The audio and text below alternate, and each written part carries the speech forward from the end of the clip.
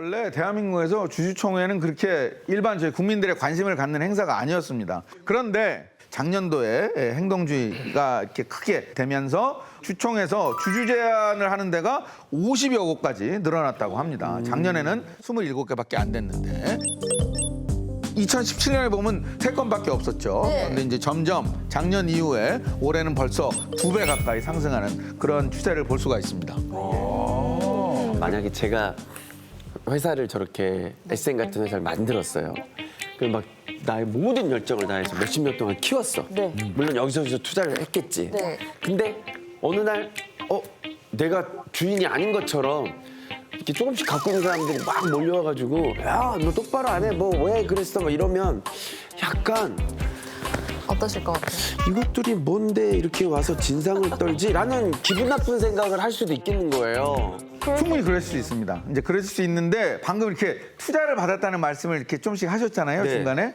그게 굉장히 중요합니다. 투자 받았다. 투자를 그냥 본인 받았다. 돈으로만 하면 그렇게 할 수도 있겠다. 그럼요. 아유, 오늘 100점. 이시주 씨. 가장 중요한 포인트입니다. 그러니까 처음에 제가 회사를 설립을 해서 제 돈으로 자본금을 넣고 제 모든 열정을 바쳐서 이제 했습니다. 그러면 이제 그렇게 느끼셔도 되죠. 근데 이제 이 회사가 커지다 보면 그걸로는 모자라니까 외부에서 이제 점점 투자를 받아가면서 회사가 커지는데 투자한 사람이 같은 금액을 넣었다.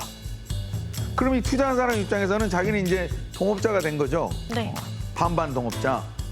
아니 물론 홍석천 씨가 열심히 일하셔서 네. 한 부분은 그 월급은 빼고 네. 그거를 제외한 나머지는 우리가 n분의 1로 투자한 비율대로 해야 되는데 지금까지 대한민국에서는 그 원칙이 조금 섭섭하게 지켜졌다라는 것이 어떻게 보면 주주 행동주의를 하는 분들의 인식인 거죠. 저는 아까 전에 홍석천 씨 말 중에서 가장 막 와닿던 게 아니 내가 만든 회사 내 건데 왜 니들이 뭐라 그래? 남의 돈이 들어온 순간에 내 회사가 아니에요. 저는 진짜 그게 가장 중요하다고 생각하는데 마인드 차이. 남의 돈을 받았잖아요. 근데 내 회사라고 생각을 하니까 문제 생기는 게 아닌가. 슈카 씨가 말씀하신 것도 또 오늘 아주 1등이라고 또 제가 또 박수 쳐드리고 싶습니다. 남돈이 들어가면 안 된다. 회사는 아니다. 남의 돈을 받는 순간 제 회사가 아니에요. 오. 그렇기 때문에 이 상장 기업에 창업하신 분들은 오너라고 저희가 부르면 안 됩니다. 왜냐하면 오너라고 부르는 순간 이게 다 본인 돈이라고 생각하시거든요. 그래서 본인 돈으로 월급 주고 본인 돈으로 배당 준다고 생각하세요. 다 내 회사면 맞아요. 근데 남의 돈을 받았기 때문에 남의 투자를 받아서 그러면 내가 주는 월급은 우리 투자자들 돈도 들어가 있고 제가 드리는 배당 우리 투자자들 돈도 들어가 있는데 그런 인식이 우리가 아직까지는 많이 약했던 거죠. 쌤 그러면요 행동주의 펀드에 타겟이 되는 기업들의 뭔가 공통점이라든지 특징 같은 게 있을까요?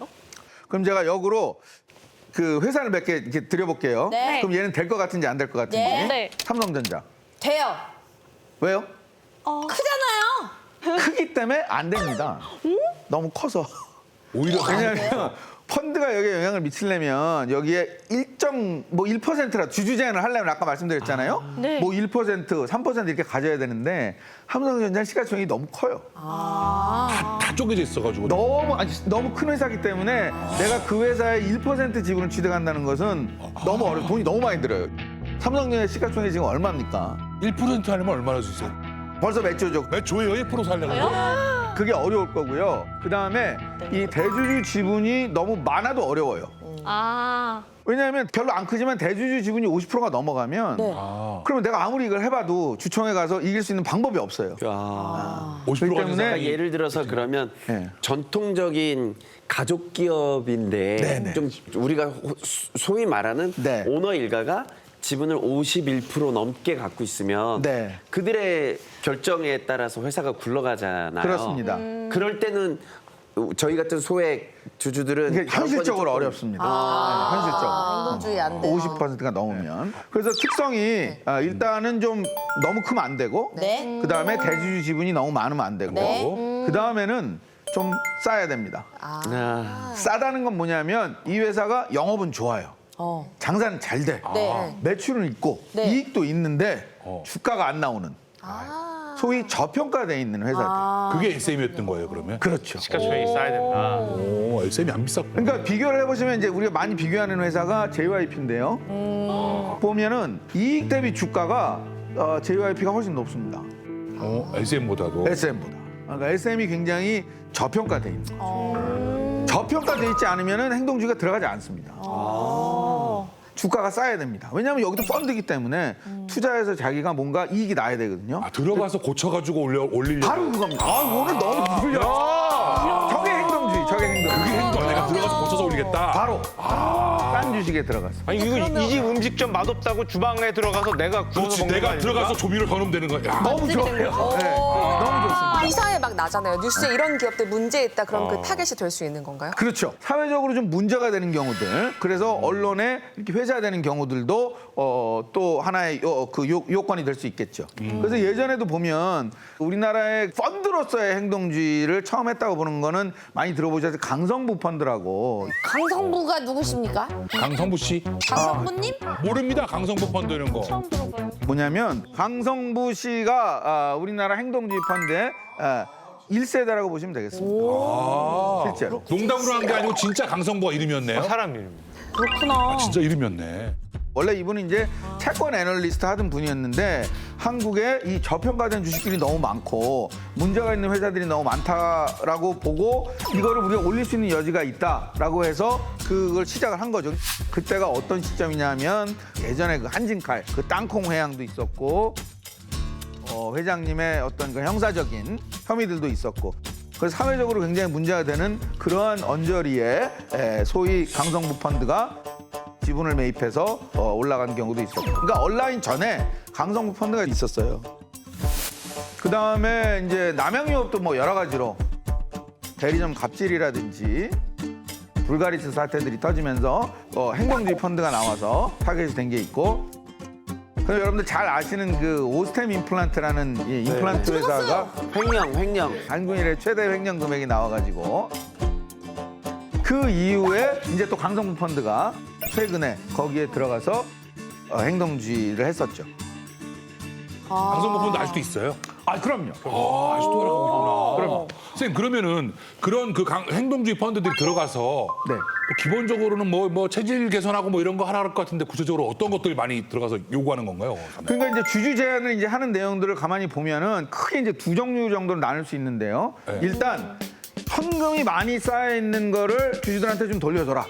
배당을 주던지 아니면 자사주를 매입하던지 해서 회사에 있는 돈을 주주들한테 환원해라.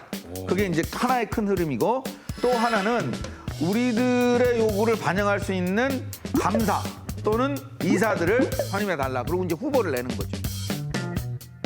그래서 조금 더 적극적으로 경영에 참여하는 이런 방식으로. 그러면 행동주의 펀드 들어간다는 소식을 알 수 있으면 거기 따라 들어가면은 요거 아주 좋은 질문인데요. 날카로워요. 이거 웬일이죠, 좀 이렇게- 유상식? 아주 좋은 질문인데 근데 자본시장에서 보통 보면 여러분들이 알만하면 이미 끝났구나. 하긴 내가 알 만한 거면 다 아는 거더라. 오히려 역으로 제가 어떤 주식을 사고 있는데 그 주식에 행동주의가 들어왔다. 그건 좋은 거예요. 그거 땡잡은 거네. 왜냐하면 나이스 이게 싼 타이밍. 주식인데 쟤도 싸다고 생각해서 들어왔고 그렇지. 올리려고 거기가 노력을 할 거니까 그렇지. 와, 그거는 굿뉴스. 그런데 우리나라가 그 배당을 많이 주는 것 같으세요? 적게 주는 것 같으세요? 적게 줘요. 제가 적습니다. 주식 제가- 있으신 분들 적게 줘요? S전자 주식을 조금 갖고 있는데 네. 가끔 들어와요.